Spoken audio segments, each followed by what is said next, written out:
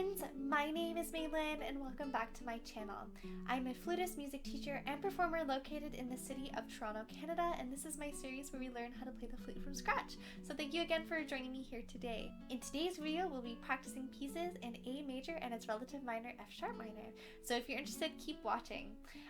Also, if you do have any questions throughout this video, please feel free to drop them in the comment section down below. Also, if you have any issues with practicing, if you feel like it's not being productive enough, you're just not sure how to structure your practice sessions, feel free to check out my practice guide. It is free, also located in the description down below.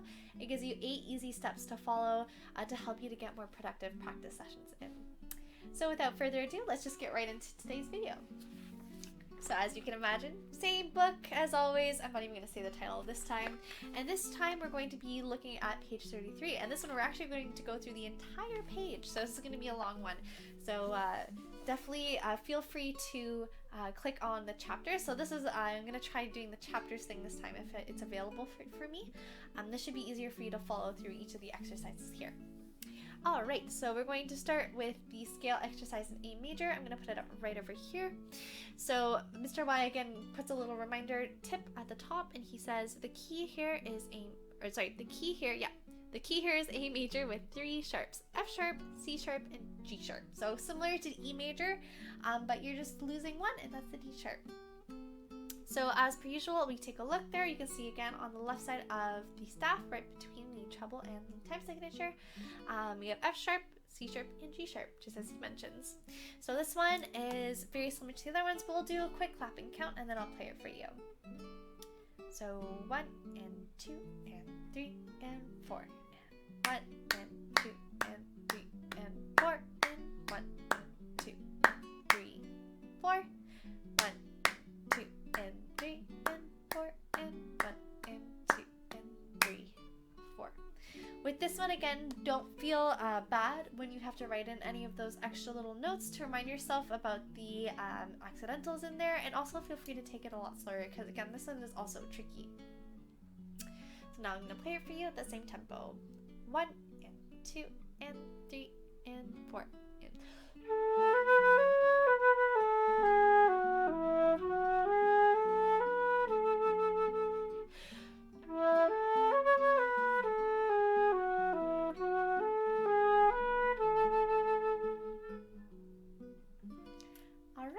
so you can definitely feel free again to slow that one down a lot and use that as a nice tone exercise to warm up.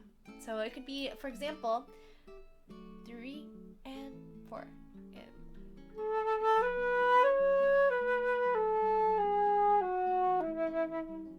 so play it like that and make it really beautiful and lyrical, just like you're singing.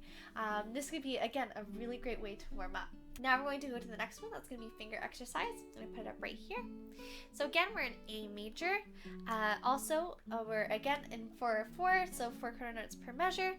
And then this one we do have a repeat sign. So make sure you see the first 2 little dots of that repeat sign right before the 4/4, and then at the very end, with the 2 lines, you have again the 2 dots. So this one I'm not going to clap just because it's all 8th notes except the last measure. You're going to play the last beat as a quarter note. So what I'm going to do is I'm just going to play it for you the one time through, and then if you would like, please repeat at your own discretion. 1 and 2 and 3 and 4.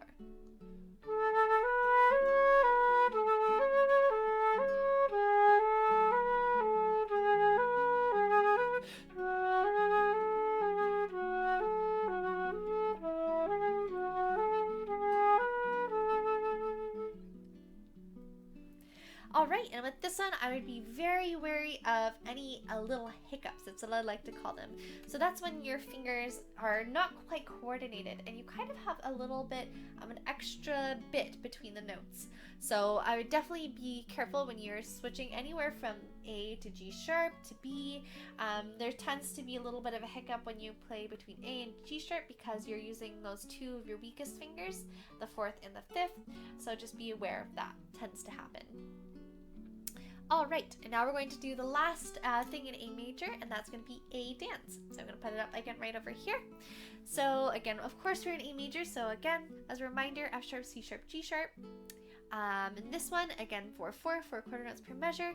We're also going to take a look at that tempo marking, and that tempo marking is allegretto, so it's a little bit slower than allegro, which is quickly. So it's still quickly, but a little bit slower than what you would take it as if it was allegro.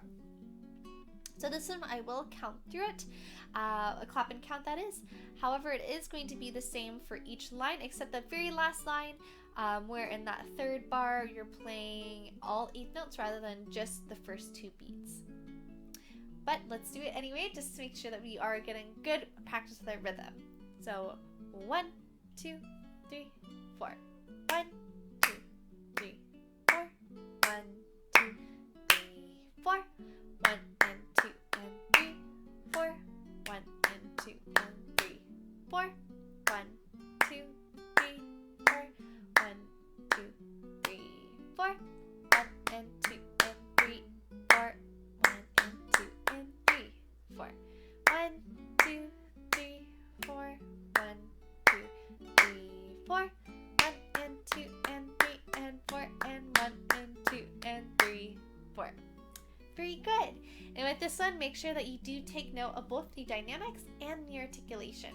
So what I can see right off the bat is we're starting off again at forte, which is loudly.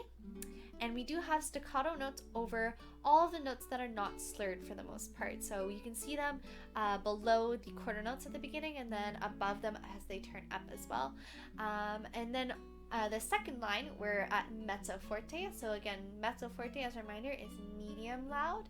So not as loud as a forte. And then you actually go to piano, which is quiet, on the third bar of that second line. And then we're back to forte again on the third line. So now I'll play it for you so you can get it in your ear. So I'll take it again at the same tempo. 1, 2, 3, 4.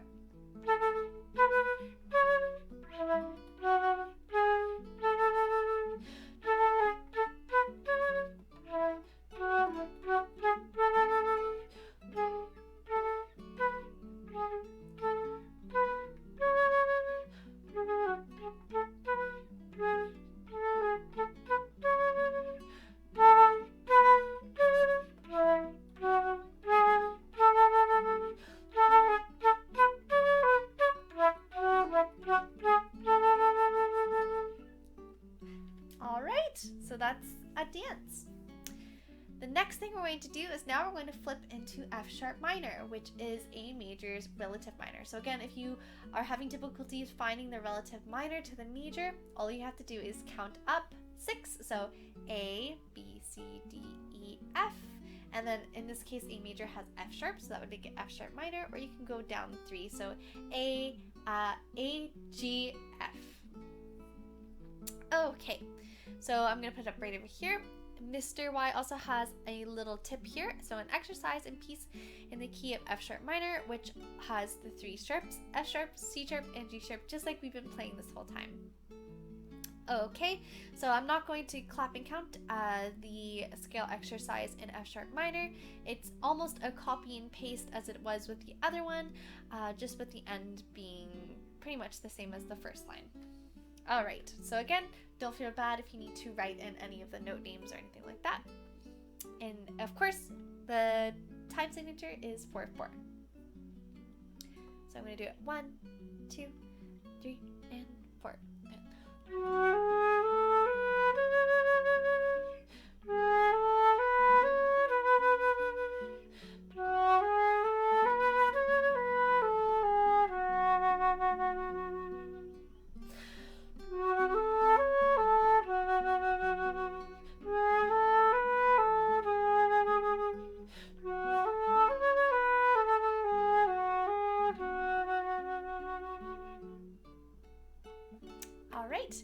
So that's the scale exercise in F sharp minor. And now we're going to move on to the last piece for today, and that's chant. So I'm going to put it right here. So we're going to take a look again at the key signature. Of course, we're in F sharp minor. So we have the 3 sharps, just like it was before. F sharp, C sharp, G sharp. We're in 4/4, 4 quarters per measure. We see that there's a repeat sign, so we're repeating just that first line one time and then playing through the rest of the piece. And then also we have here the tempo marking, and that is maestoso. and that just means majestically. So this one doesn't necessarily give us an exact tempo, so we just want it to feel really nice and majestic, almost like a King's March or something like that. So nice and beautiful and loud.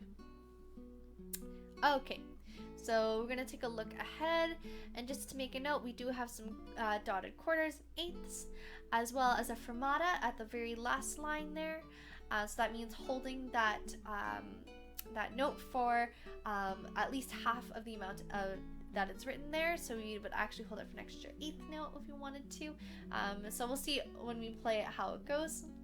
And otherwise, that's it. So I'm going to clap it. I'm not going to clap it with a repeat. However, as usual, I will play it with the repeat. So I'm going to do it 1, 2, 3, 4. 1, 2, and 3, 4. 1, 2, 3, 4. 1 and 2 and 3 and 4. 1, 2, 3, rest. 1 and 2 and 3 and 4. And 1 and 2 and 3 and 4. And 1, 2, 3 and 4. 1, 2, 3, 4. 1, 2 and 3, 4. 1, 2, 3, 4. And 1 and 2 and 3 and 4. 1, 2, 3, 4. All right, very good. So now I'm going to play it for you. I'm going to play it at the same tempo, and this time, as like I said before, I will play it with the repeat. So 1, 2, 3, 4.